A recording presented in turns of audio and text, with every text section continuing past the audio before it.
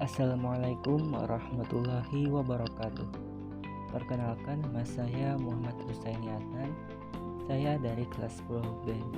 Pada kesempatan kali ini saya akan menjelaskan tentang wawasan Nusantara. Pada kali ini saya akan menyampaikan 4 poin.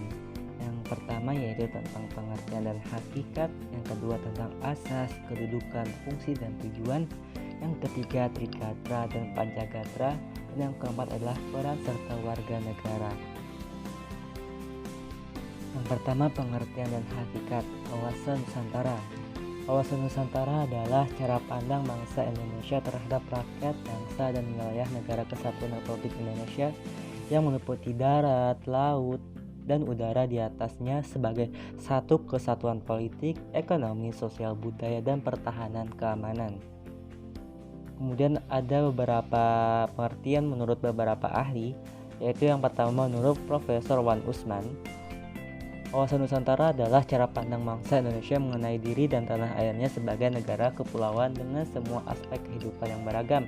Kemudian ada juga menurut GBHN tahun 1998, yaitu bahwa wawasan Nusantara adalah cara pandang dan sikap bangsa Indonesia mengenai diri dan lingkungan dengan mengutamakan persatuan dan kesatuan bangsa serta kesatuan wilayah dalam menyelenggarakan kehidupan masyarakat, berbangsa, dan bernegara untuk mencapai tujuan nasional.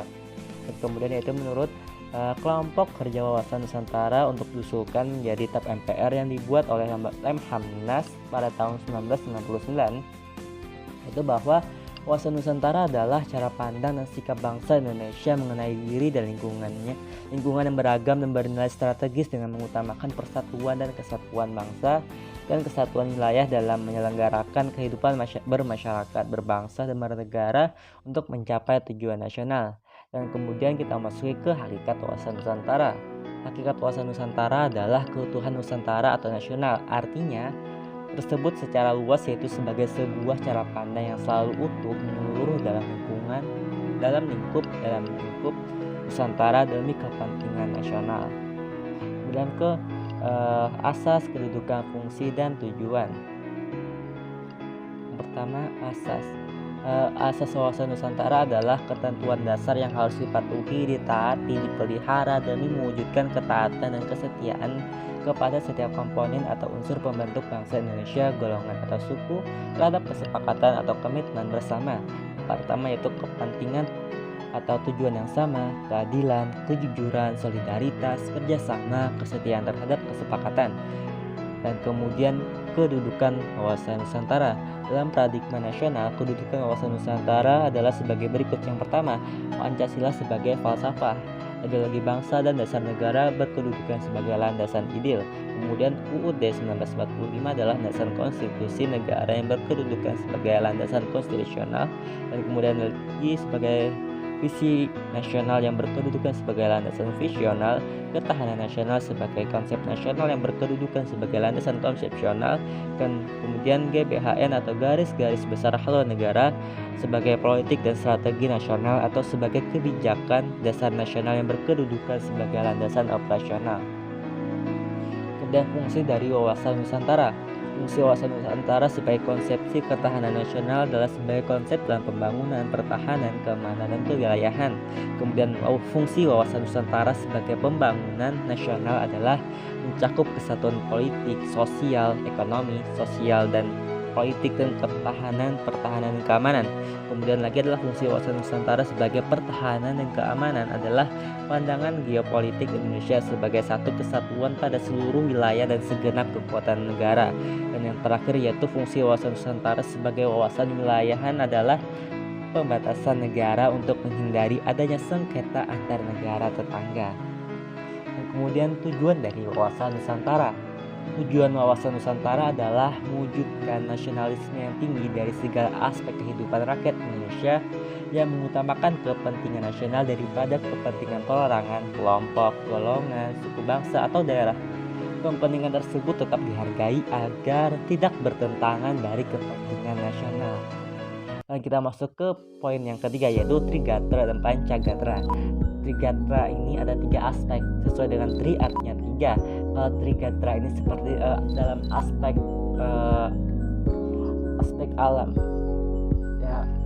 yang berhubungan dengan alam, aspek alami. Kemudian kalau Pancagatra itu Pancasila 5 itu lebih ke seperti aspek sosialnya. Yang pertama aspek Trigatra, yaitu ada 3. Yang pertama yaitu letak dan bentuk geografi, yang kedua yaitu keadaan dan kemampuan penduduk, yang ketiga yaitu keadaan dan kekayaan alam. Untuk letak dan bentuk geografi, wawasan Nusantara berkaitan erat dengan letak geografis wilayah Indonesia yang berupa kepulauan. Kemudian wilayah Indonesia terdiri dari daratan, laut, serta ruang udara. Wilayah Indonesia juga terletak di antara 2 benua dan 2 samudra, menjadikan negara kita strategis di tengah lalu lintas perdagangan Indonesia. Dan kemudian keadaan dan kemampuan penduduk. Faktor penduduk turut mempengaruhi pelaksanaan wawasan Nusantara. Ada beberapa faktor yang harus kita perhatikan terkait keadaan dan kemampuan penduduk dalam pelaksanaan wawasan Nusantara. Yang pertama, faktor yang mempengaruhi jumlah penduduk, kemudian faktor yang mempengaruhi komposisi penduduk, kemudian faktor yang mempengaruhi distribusi penduduk, dan kemudian ke aspek yang berikutnya yaitu keadaan dan kekayaan alam. Pemanfaatan kekayaan alam turut menjadi aspek penting dalam Pancagatra. Sesuai amat undang-undang, negara harus menjamin bahwa seluruh penggunaan kekayaan alam dilaksanakan sebesar-besarnya untuk kemakmuran rakyat. Selain itu, untuk menjamin pemanfaatan kekayaan alam ini memberikan manfaat maksimal bagi rakyat, negara juga bertanggung jawab menumbuhkan daya saing dari kekayaan alam yang dimiliki berikut produk turunannya serta kelestarian alam kekayaan alam tersebut.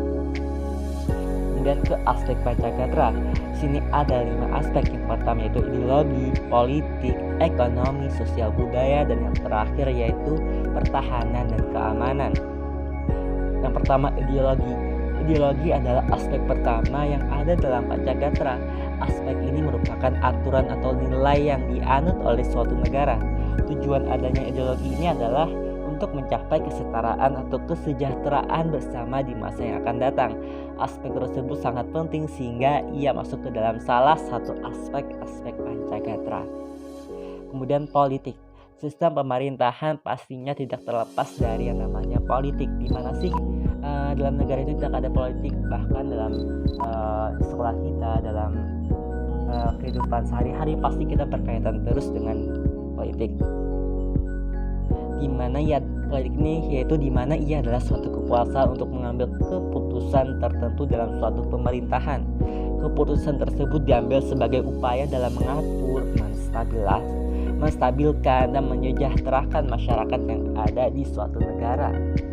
Kemudian aspek-aspek Pancagatra yang selanjutnya yaitu ekonomi. Aspek ekonomi merupakan kekuatan materi yang mencukupi kebutuhan yang ada. Semakin baik kekuatan ekonomi negara, maka semakin baik pula kehidupan masyarakatnya. Hal inilah yang membuat pemerintah sangat memperhatikan aspek yang satu ini. Contohnya aja banyak sekali bantuan-bantuan yang diberikan oleh pemerintah dalam pandemi sekarang ini, misalnya bantuan COVID, kemudian ada juga seperti yang kartu-kartu seperti kartu untuk yang orang kurang mampu atau kartu sembako, kemudian ada juga kartu KIP atau kartu Indonesia Pintar, dan masih banyak lagi. Dan ada juga tentang kesehatan yaitu kartu Indonesia Sehat atau KIS. Dan aspek yang berikutnya yaitu tentang sosial budaya. Seperti yang kita ketahui bahwa Indonesia adalah negara yang memiliki sosial dan budaya yang sangat beragam dari Sabang sampai Merauke. Hal tersebut perlu dijaga dan dilestarikan di generasi berikutnya agar tidak hilang. Tak heran dengan sosial budaya lokal sudah mulai tergerus dengan sosial budaya asing. Aspek ini tentu saja menjadi salah satu aspek kenegaraan yang harus diperhatikan oleh seluruh warga negara. Masa budaya kita sendiri hilang gara-gara budaya luar? Kita sebagai pemuda sebagai penerus bangsa, kita harus melestarikan budaya kita harus dapat menerima mana yang benar dan mana yang salah. Kemudian kita masuk ke aspek berikutnya yang terakhir yaitu pertahanan dan keamanan. Pertahanan dan keamanan juga termasuk di dalam aspek Pancagatra, di mana suatu negara yang memiliki pertahanan yang baik akan membuat masyarakatnya bisa hidup makmur karena tidak ada ancaman dari luar, karena kuatnya pertahanan keamanan suatu negara. bukan hanya pihak keamanan saja, namun masyarakat juga harus ikut berpartisipasi untuk menjaga keamanan suatu negara agar tetap stabil. Jadi kita sebagai masyarakat juga turut andil dalam menjaga pertahanan keamanan. Jadi kita olahnya aja seperti kita itu untuk memilah-milih informasi agar tidak diadu domba oleh negara luar. Dengan begitu maka kita juga membantu pertahanan keamanan negara Indonesia. Kemudian kita masuk ke hubungan antar gatra. Yang pertama adalah gatra geografi, antar gatra geografi dan gatra kependudukan, antar gatra kependudukan dan gatra kekayaan alam. Dan yang terakhir itu hubungan antar gatra dan pancagatra. Gatra geografi. Gatra geografi ada karakter geografi sangat mempengaruhi jenis, kualitas, dan persebaran kekayaan alam, dan sebaliknya kekayaan alam dapat mempengaruhi karakter geografi. Kemudian gatra geografi dan gatra kependudukan. Antara gatra geografi dan gatra kependudukan, bentuk-bentuk kehidupan dan penghidupan serta persebaran penduduk sangat erat kaitannya dengan karakter geografi, dan sebaliknya juga karakter geografi mempengaruhi kehidupan dari penduduknya. Kemudian gatra kependudukan dan gatra kekayaan alam. Antar gatra kependudukan dan gatra kekayaan alam, kehidupan dan penghidupan penduduk dipengaruhi oleh jenis, kualitas, kuantitas, dan persebaran kekayaan alam, dan demikian pula juga sebaliknya jenis, kualitas, dan kuantitas dan persebaran kekayaan alam diperbaharui. Kemudian antar gatra dalam pancagatra. Pertama, antar gatra ideologi dengan gatra politik, ekonomi, sosial budaya, pertahanan, dan keamanan. Maka artinya ideologi di sini adalah sebagai falsafah bangsa dan landasan ideologi negara. Kemudian antar gatra politik dengan gatra ideologi, ekonomi, sosial budaya, pertahanan, dan keamanan. Ini berarti kehidupan politik yang mantap atau dinamis menjalankan kebenaran ideologi yang memberikan iklim yang kondusif untuk pengembangan ekonomi, sosial budaya, serta pertahanan keamanan. Kemudian antar gatra dalam pancagatra. Antar gatra ekonomi dengan gatra ideologi, ekonomi, sosial budaya, pertahanan keamanan. Ini berarti kehidupan ekonomi bertumbuh mantap dan merata akan meyakinkan kebenaran ideologi yang dianut mendinamisasi kehidupan politik dan keamanan. Kemudian antar gatra pertahanan keamanan dengan gatra ideologi, ekonomi, sosial budaya, dan pertahanan serta keamanan. Dalam arti kondisi kehidupan pertahanan keamanan yang stabil akan dapat membantu untuk dalam kehidupan ideologi, dalam gatra ideologi, ekonomi, dan membantu dalam sosial budaya dan pertahanan, sehingga terjadinya kemakmuran di Indonesia atau di suatu negara. Kemudian antar gatra sosial budaya dengan gatra ideologi, ekonomi, sosial budaya, pertahanan, keamanan. Dalam arti kehidupan sosial budaya serasi, stabil, dinamis, berbudaya, dan berkepribadian akan meyakinkan kebenaran ideologi, memberikan iklim yang kondusif untuk kehidupan politik, berbudaya, kehidupan ekonomi yang sedang mementingkan kebersamaan, serta kehidupan pertahanan keamanan yang menghormati hak-hak individu. Kemudian peran serta warga negara. Di sini implementasi dari wawasan Nusantara kehidupan politik, yaitu implementasi wawasan Nusantara dalam kehidupan politik akan menciptakan iklim penyelenggaraan negara yang sehat dan dinamis. Kemudian dalam kehidupan ekonomi, implementasi wawasan Nusantara dalam kehidupan ekonomi akan menciptakan tatanan ekonomi yang benar-benar menjamin pemenuhan dan peningkatan kesejahteraan dan kemakmuran rakyat secara adil dan merata. Dan kemudian dalam kehidupan sosial budaya, implementasi wawasan Nusantara dalam kehidupan sosial budaya akan menciptakan sikap batiniah dan lahiriah yang mengakui, menerima, dan menghormati segala bentuk perbedaan akan kebinekaan sebagai kenyataan hidup sekaligus karunia Sang Pencipta, yaitu Tuhan Yang Maha Esa. Dan kemudian kehidupan Hankam atau pertahanan dan keamanan. Implementasi wawasan Nusantara dalam kehidupan Hankam akan menumbuh kembangkan kesadaran cinta tanah air dan bangsa yang lebih lanjut, akan memberikan sikap bela negara pada setiap warga negara Indonesia. Kemudian kita juga sebagai siswa, sebagai pelajar, kita tentu juga dapat ikut turun andil dalam hal ini. Seperti dalam sekolah kita akan menaati peraturan, seperti datang ke sekolah, tidak membolos, kemudian tidak mencontek dalam ulangan, kemudian belajar dengan sungguh-sungguh. Jadi kita apa sih tujuan kita untuk sekolah, apa sih kita lakukan di sekolah, untuk saja kita lakukan untuk belajar dan menuntut ilmu. Jadi jangan buang-buangkan waktu itu untuk melakukan hal lain, seperti hal yang misalnya saja seperti uh, bercanda atau yang bercanda ini dalam hal yang berlebihan ya, kemudian untuk seperti berkelahi dan hal-hal lainnya. Intinya kita sebagai penerus bangsa, kita harus memiliki karakter dan memiliki kehidupan yang baik untuk memajukan negara Indonesia. Oke, sekian dari saya, terima kasih. Jika ada salah kata maupun ucap, saya mohon maaf sebesar-besarnya, dan saya akhiri. Wassalamualaikum warahmatullahi wabarakatuh.